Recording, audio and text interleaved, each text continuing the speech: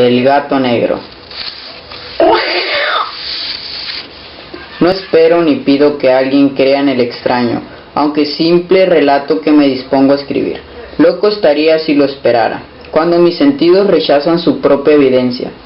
Pero no estoy loco, y sé muy bien que esto no es un sueño. Mañana voy a morir. Quisiera aliviar hoy mi alma. Mi propósito inmediato consiste en poner de manifiesto simple, sucintamente y sin comentarios, una serie de episodios domésticos. Las consecuencias de estos episodios me han aterrorizado, me han torturado y por fin me han destruido. Pero no intentaré explicarlos. Si para mí han sido horribles, para otros resultarán menos espantosos que barrocos. Más adelante tal vez aparecerá alguien cuya inteligencia reduzca mis fantasmas a lugares comunes, una inteligencia más serena, más lógica y mucho menos excitable que la mía, capaz de ver en las circunstancias que temerosamente describiré, una vulgar sucesión de causas y efectos naturales.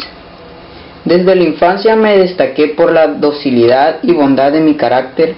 La ternura que abrigaba mi corazón era tan grande que llegaba a convertirme en objeto de burla para mis compañeros. Me gustaban especialmente los animales, y mis padres me permitían más feliz tener una gran variedad. Pasaba a su lado la mayor parte del tiempo, y jamás me sentía más feliz que cuando les daba de comer y los acariciaba. Este rasgo de mi carácter creció conmigo, y cuando llegué a la virilidad se convirtió en una de mis principales fuentes de placer. Aquellos que alguna vez me han experimentado cariño hacia un perro fiel y sagaz no necesitan que me moleste en explicar la naturaleza o la intensidad de la retribución que recibía. Hay algo en el generoso y abnegado amor de un animal que llega directamente al corazón, de aquel que con frecuencia ha probado la falsa amistad y la frágil fidelidad del hombre. Me casé joven y tuve la alegría de que mi esposa compartiera mis preferencias. Al observar mi gusto por los animales domésticos, no perdí oportunidad de procurarme los más agradables de entre ellos. Teníamos pájaros, peces de colores, un hermoso perro, conejos, un monito y un gato. El último era un animal de notable tamaño y hermosura, completamente negro y de una sagacidad asombrosa. Al referirse a su inteligencia, mi mujer, que en el fondo era no poco supersticiosa, aludía con frecuencia a la antigua creencia popular de que todos los gatos negros son brujas metamorfoseadas.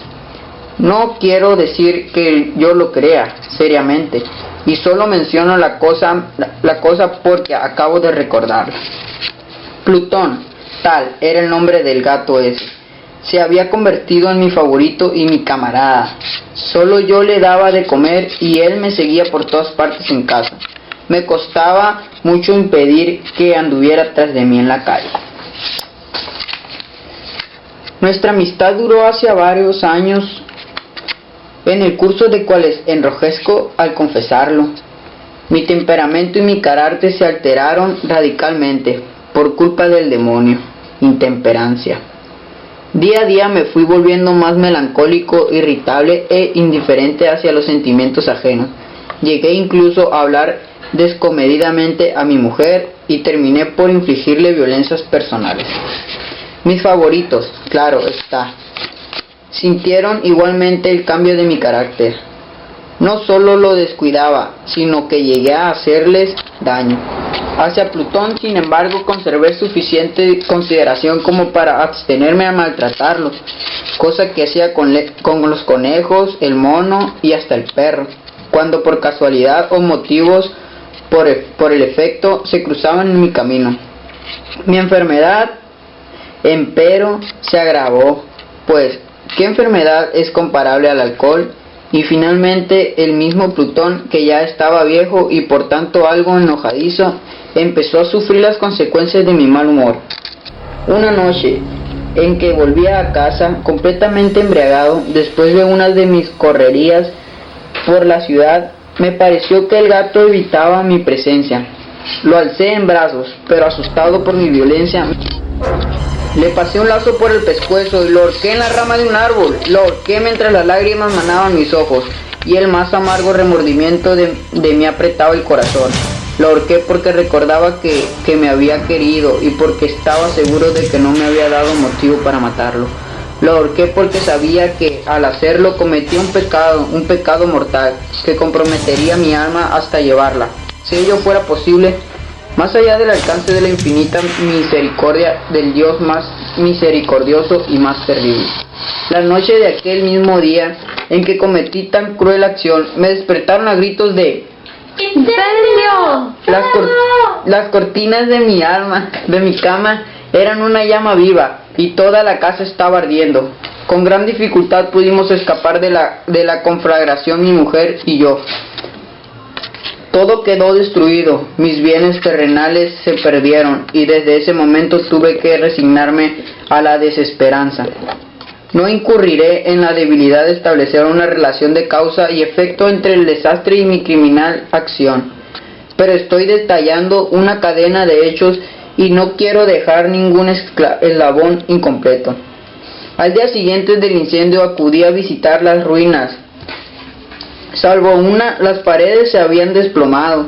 Lo que quedaba en pie era un tabique divisorio de poco espesor, situando el centro de la casa y contra el cual se apoyaba antes la cabecera de mi lecho.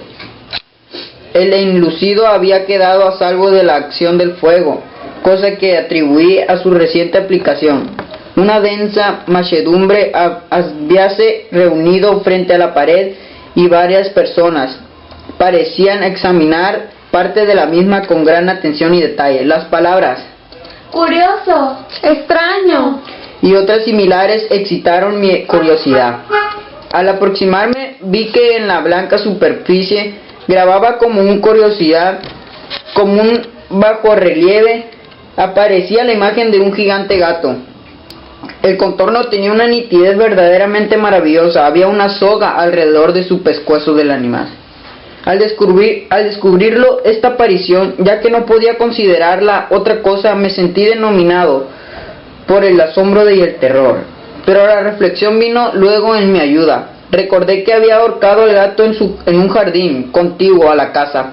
Al producirse la rama del incendio, la multitud había invadido inmediatamente el jardín. Alguien debió de cortar la soga y tirar al gato en mi habitación por la ventana abierta. Sin duda, habían tratado de despertarme en esa forma. Probablemente la caída de las paredes comprimió a la víctima de mi crueldad contra el incluido recién aplicado, cuya cal, junto con la acción de las llamas y el amoníaco del cadáver, produjo la imagen que acababa de ver. Si bien en esta forma quedó satisfecha mi razón, ya que no mi conciencia sobre el extraño episodio, lo ocurrido impresionó profundamente a mi imaginación. Durante muchos meses no pude librarme del fantasma del gato, y entre todo ese tiempo dominó mi espíritu un sentimiento informe que se parecía sin serlo al remordimiento. Llegué al punto de lamentar la pérdida del animal y buscar en los viles antros que habitualmente frecuentaba algún otro de la misma especie y apariencia que pudiera ocupar su lugar. Una noche en que borracho a medias me hallaba en una taberna más que infame, reclamó mi atención algo negro posado sobre uno de los enormes toneles de ginebra que constituían el principal moblaje del lugar. Durante algunos minutos había estado mirando dicho tonel y me sorprendió no haber advertido antes la presencia de la mancha negra en lo alto. Me aproximé y lo toqué con mi mano. Era un gato negro muy grande, tan grande como Plutón y absolutamente igual a este, salvo un detalle. Plutón no tenía el menor pelo blanco en el cuerpo, mientras que este gato mostraba una vasta, aunque indefinida mancha blanca que le cubría casi todo el pecho. Al sentirse acariciado se enderezó prontamente, ronroneando con fuerza, se frotó contra mi mano y apareció encantado de mis atenciones. Acababa pues de encontrar al animal que precisamente andaba buscando. De inmediato propuse su compra al taberno, pero me contestó que el animal no era suyo y que jamás lo había visto antes ni sabía nada de él. Continué acariciando el gato y cuando me disponía a volver a casa, el animal pareció dispuesto a acompañarme. Le permití que lo hiciera, deteniéndome una y otra vez para inclinarme y acariciarlo. Cuando estuvo en casa se acostumbró a ella de inmediato y se convirtió en el gran favorito de mi mujer. Por mi parte, pronto sentí nacer en mí una antipatía hacia aquel animal. Era exactamente lo contrario de lo que había anticipado, pero sin que pueda decir cómo ni por qué. Su marcado cariño por mí me disgustaba y me fatigaba. Gradualmente, el sentimiento de disgusto y fatiga creció hasta alcanzar la amargura del odio. Evitaba encontrarme con el animal. Un resto de vergüenza y el recuerdo de mi crueldad de antaño me vedaban maltratarlo. Durante algunas semanas me abstuve de pegarle o de hacerlo víctima de cualquier violencia, pero gradualmente, muy gradualmente, llegarle a mirarlo con inesperable odio y a huir en silencio de su detestable presencia, como si fuera una emanación de la peste. Lo que sin duda contribuyó a aumentar mi odio fue descubrir a la mañana siguiente de haberlo traído a casa que aquel gato, igual que Plutón, era tuerto. Esta circunstancia fue precisamente la que lo hizo más grato a mi mujer, quien, como ya dije, poseía en alto grado esos sentimientos humanitarios que alguna vez habían sido mi rasgo definitivo y la fuente de mis placeres para simples y más puros. El cariño del gato por mí parecía aumentar en el mismo grado que mi aversación. Seguía mis pasos con una pertinencia que me costaría hacer entender al lector. Donde quiera que me sentara venía a ovillarse bajo mi silla o saltaba a mis rodillas, prodigándome sus odiosas caricias. Si echaba a caminar, se metía entre mis pies amenazando con hacerme caer, o bien clavaba sus largas afiladas uñas en mis ropas para poder trepar hacia mi pecho. En esos momentos, aunque ansiaba aniquilarlo de un solo golpe, me sentía paralizado por el recuerdo de mi primer crimen, pero sobre todo, quiero confesarlo ahora mismo, por un espantoso temor al animal. Aquel temor no era precisamente miedo de un animal físico, y sin embargo me sería imposible definirlo de otra manera. Me siento casi avergonzado de reconocer, si aún está esta celda de criminales, me siento casi avergonzado de reconocer el terror, el espanto que aquel animal me inspiraba era intensificado por una de las intensas quimeras que sería dado concebir. Más de una vez mi mujer me había llamado la atención sobre la forma de la mancha blanca de la cual he hablado y que constituía la única diferencia entre el extraño animal y el que yo había matado. El lector recordará que esta mancha, aunque grande, me había parecido al principio de forma indefinida, pero gradualmente de manera tan imperceptible que mi razón luchó durante largo tiempo por rechazarla como fantástica. La mancha fue asumiendo un contorno de rigurosa precisión. Representaba ahora algo que me entremezco al nombrar, y por ello odiaba, temía y tuviera querido librarme del monstruo si hubiera sido capaz de atreverme. Representaba, digo, la imagen de una cosa atroz, siniestra, la imagen del patíbulo, oh lugubre y terrible máquina del horror y del crimen, de la agonía y de la muerte.